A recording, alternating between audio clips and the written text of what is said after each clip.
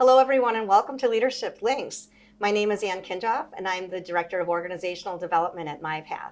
I'm joined today by Jim Black. Jim is our day school director down at the Richardson School in Beloit, Wisconsin. Welcome, Jim.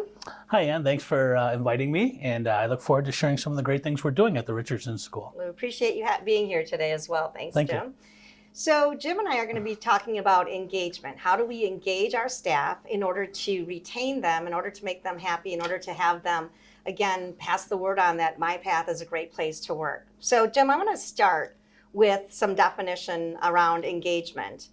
So according to SHRM, which is the Society of Human Resource Management, engagement relates to the level of an employee's commitment and connection to the organization. And according to SHRM's research, we know that engaged employees stay. And not only do they stay, they're more likely to recommend your organization to others, which we always know we want a good word out there about MyPath and all of our affiliates to recruit more individuals to our staff. And another statistic I looked at said that they're less likely to get injured on the job. So we know that there's a lot of benefits around really having an engaged workforce. And my first question to you is, we know that one way we can engage employees is just getting to know them a little bit better. Absolutely. Okay. So what are some of the things that you do at the Richardson School in order to get to know new staff or existing staff a little bit better? Yeah, so it really starts with the whole interview process. We use the interview questions to get to know them and to get to know our potential future employees, kind of some of their experiences, and just if they really have a true passion for the type of work that we do at the Richardson School, and do they have a heart to really support our students?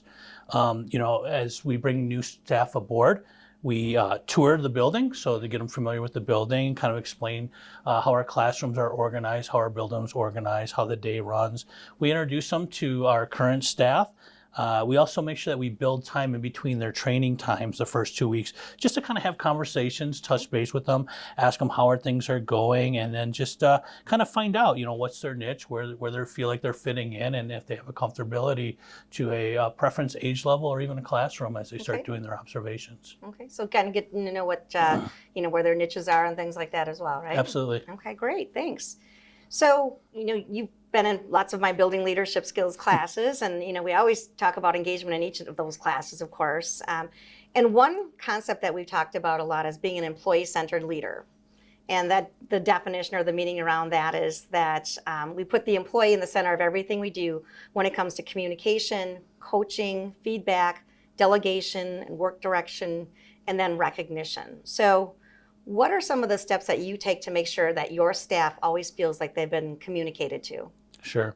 One of the big things is using the Ready app for communication, constantly encouraging our employees to engage in that. There's so much information, not just shared from the Richardson School, but from MyPath in general, that they can have access to and just to be informed on what's going on, again, with our company. Things that we do, we keep consistent team and staff meetings that are open to our staff. I always make sure that there's times during those meetings for staff input, where staff feels comfortable to give suggestions or have concerns, that we'll discuss them as a group. Another thing is we have an open door policy, where staff can come in. We encourage them, we welcome them to come into the admin office or their supervisor's office and just communicate anything if they have a question or they're concerned or they see something, maybe give an idea. So we always encourage that. And again, as administrators, we're always present in the building. We make sure that we're on the floor with our staff, working side by side with them, doing quick check-ins with them, just saying, hey, how you doing today? How's it going? And then just smiling to them and encouraging them, and then just we know that those smiles can go a long way. Absolutely. So it's just kind of that day-to-day interaction that really opens up those pathways to communication. Absolutely. Right. Good. Thank you. All right, so tell me a little bit more about what you're doing around coaching and feedback with your staff. Yeah, so in general, we do a lot of coaching, informally and formally. Some of the formal things that we do even with our classroom aides, we do yearly performance evaluations, and they're based on our company's theme. They're organized as far as passion, accountability, teamwork. openness and continuing learning, Okay. and we evaluate those in those areas and we give feedback to them. We also provide them with one-to-one meetings with their supervisor where they can just sit down and have kind of a formal talk on how things are going, and then give some coaching opportunities there for improvement. With our teachers, it's a little more formalized, and we have a Danielson model that we follow, because we do hold our teachers to teaching expectations, just like any other place where they'd be teaching. We do little quick pop-ins as well, and we give kind of this little fast feedbacks through those pop-ins.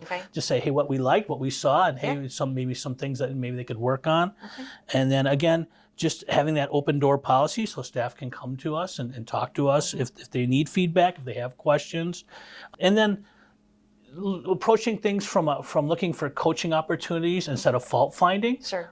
People make mistakes and it happens, and it's just learning through that and coaching them through that so that they get better at their jobs is really what we're looking for. And I think part of that too is that approach builds trust and it builds those relationships among staff, which really contributes to the positive culture and climate for the work environment. Yeah, absolutely. Yeah, and it's, we've talked about that many times, how trust is really the kind of the foundation of all those all of those relationships that you have with your staff. So it's important to kind of maintain and nurture that each and every day. So that's great. All right, what about, how about delegation and work direction? How do you work around that to make sure that your staff understands what their expectations are? Yeah, I think we all have our roles per se and duties that we have to do, but we always focus on team first. Team building is huge, and we're constantly reminding our staff that, that it's everyone's responsibility, regardless of your duties or what actually your job description is. Everyone's part of the team, and we just have to work together and come up with solutions, regardless of what the problem is.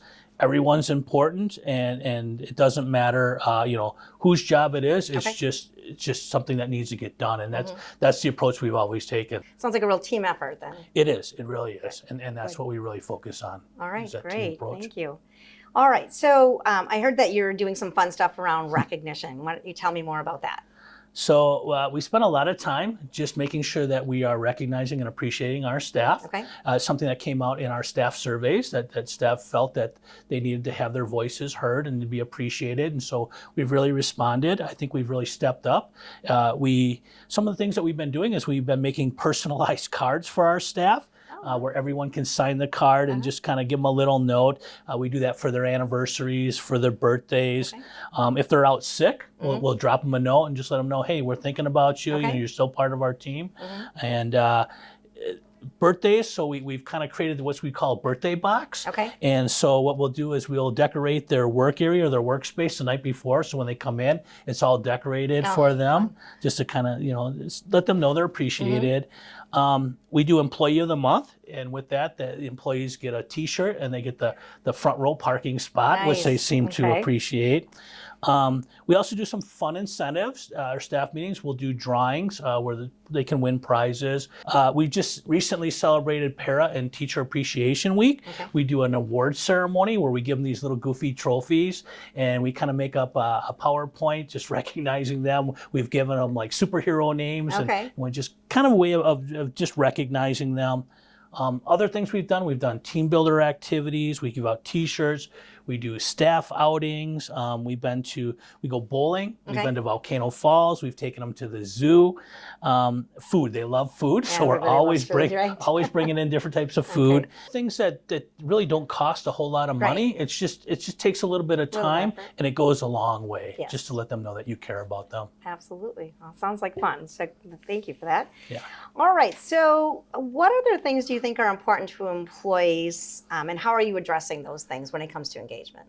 So the big thing is to remind our staff that we have a very unique and challenging job, and that it's important to take care of ourselves.